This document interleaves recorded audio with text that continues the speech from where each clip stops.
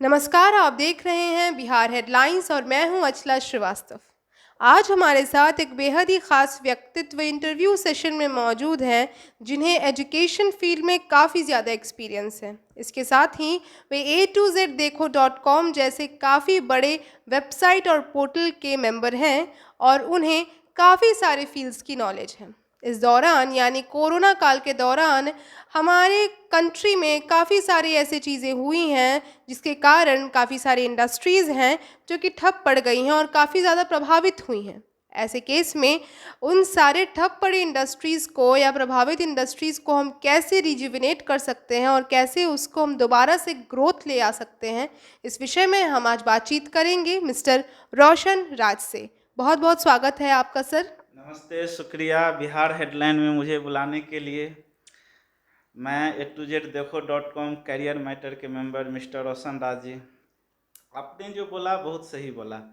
आज के समय में आदमी को ढेर सारी प्रॉब्लम है, जिसका हम चाह रहे हम लोग को मेन सोच यही है कि जितने भी प्रॉब्लम है सबका एकमात्र सोल्यूशन A2Z देखो.com होना चाहिए।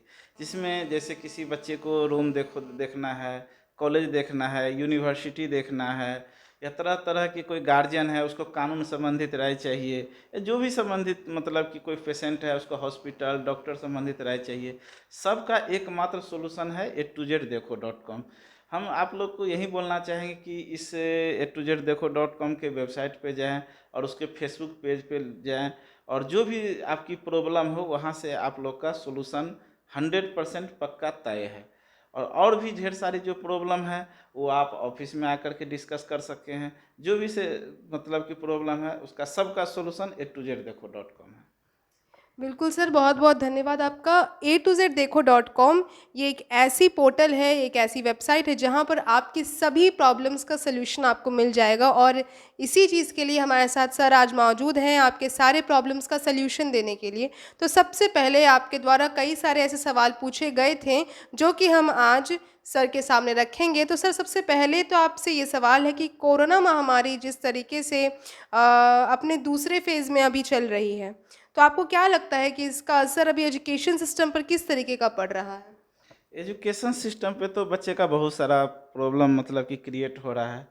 पूरी की पूरी डिजिटल योजना भी सही नहीं है, क्योंकि हम लोग जैसे पिछले राज्य में डिजिटल का कोई ये खास मतलब कि तैयारी नहीं है। कोरोना मतलब कि चरम पे है, ये बात हम मान रहे हैं। लेकिन हम लोग को जो ट्यूशन क्लासेस बंद कर दिया गया है, कोचिंग क्लासेस बंद कर दिया गया है, वो नहीं होकर के यदि मतलब कोचिंग व्यवसाय से जो भी जुड़े हुए लोग हैं, रूम ऑनर हैं, या जो भी तरह का इस टाइप का मतलब कि लॉज ऑनर हो गए, या फ्लैट ऑनर हो गए, या मतलब मेस सब के जो ऑनर हुए, वो सबको बहुत सारा मतलब इफेक्ट पड़ा है।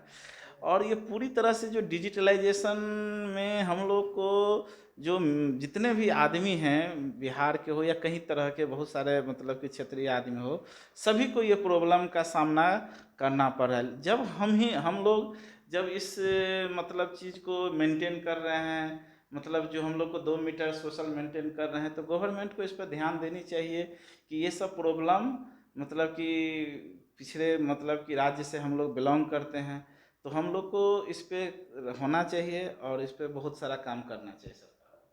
जी, बिल्कुल। बहुत-बहुत शुक्रिया सर इस सवाल का जवाब देने के लिए। दूसरा सवाल जो हमारे दर्शकों के द्वारा पूछा गया है कि कोरोना काल के दौरान ऑनलाइन एजुकेशन का क्या इफ़ेक्ट है?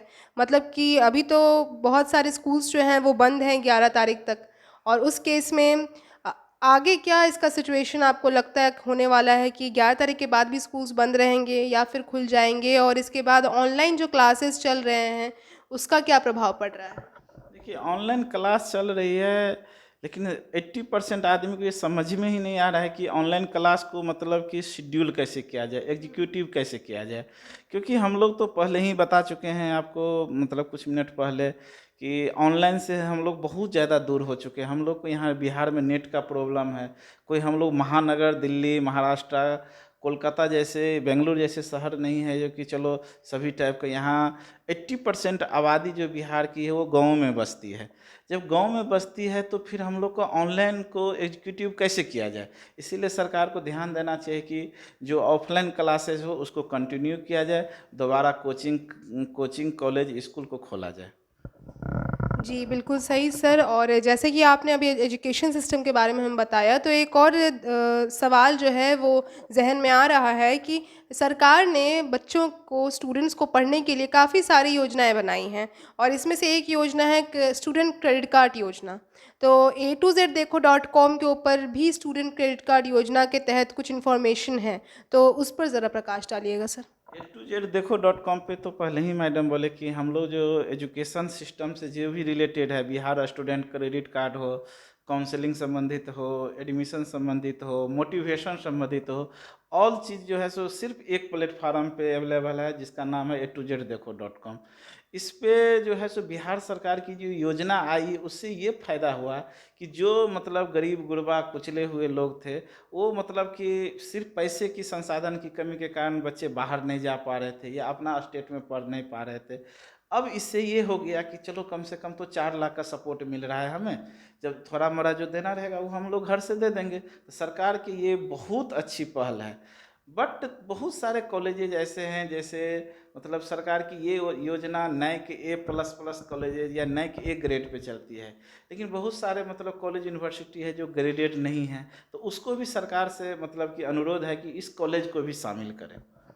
जी, बिल्कुल सही बात है। यहाँ पे एक लूप होल तो मिल रहा है इस क्रेडिट कार्ड योजना में कि नैक A++ और नैक ए सर्टिफाइड जितने भी कॉलेजेस हैं, केवल उन्हीं को ये लोन की सुविधा प्रोवाइड की जाती है, और जो भी सर्टिफाइड नहीं है उनको ये सुविधा प्रोवाइड नहीं की जाती है। तो यहाँ पर भी सरकार को ये मुद्दा ज़रूर देखना चाहिए। इसके बाद हमारे दर्शकों द्वारा एक और सवाल पूछा गया है सर कि भारतवर्ष में इंजीनियरिंग और मेडिकल की पढ़ाई ऑनलाइन माध्यम से हो रही है, तो क्या इसका असर स्टूडेंट्स के एजुकेशन क्वालिटी पर पड़ सकता है? क्योंकि इंजीनियरिंग और मेडिकल ये दोनों काफ़ी ज़्यादा वास्ट स्टडीज़ हैं, तो इस दौरान अगर बच्चे ऑनलाइन पढ़ाई कर रहे हैं, उनको कोई भी प्रैक्टिकल नॉलेज नहीं मिल रही है, आगे जाके उनका फ्यूचर कैसा होगा इस दौरान? देखिए मैडम जी, बिना क्या कहते हैं प्रैक्टिकल का इंजीनियरिंग है ही नहीं। आप मूवी देखे होंगे थ्री इडियट में आमिर खान जी क्या करते हैं, सभी देखते हैं कि टोटल का टोटल वो प्रैक्टिकल करते हैं। यदि मान के चलिए वो ऑनलाइन लाते तो उनको तो समझ में नहीं आता कि ये चीज़ मतलब एग्जीक्यूट कैसे किया जाए।